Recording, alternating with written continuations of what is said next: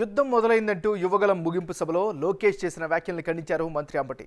పాదయాత్ర ఎందుకు చేశారో కూడా తెలియదంటూ ఎద్దేవా చేశారు. ఇద్దరి మాటకి మాట ఇప్పుడు చూద్దాం.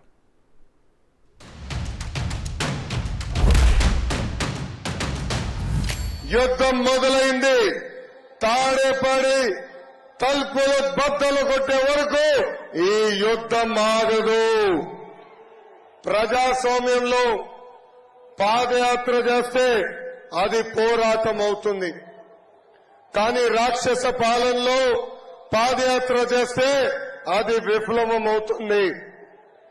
యువగలం, మనగలం, ప్రజాబలం. ఈ యువగలం నేను కుప్పం నుంచి మొదలుపెట్టా. 226 రోజులు. అసలు యువగలం ఈ మొత్తం 3132 కిలోమీటర్లు లోకేష్ బాబు నడిస్తే ఆయన ఏమి సాధించాడు, ఏమి సమస్యలు తెచ్చుకున్నాడు, ఏ సమస్యల్ని పరిష్కరించడానికి అక్కడ పరిష్కార మార్గాలు చెప్పాడు, ఏమి లేదు. అదేంటే ఇది యువగలం ముగింపు సభ, యువగలం నవశకం అని చెప్పారు.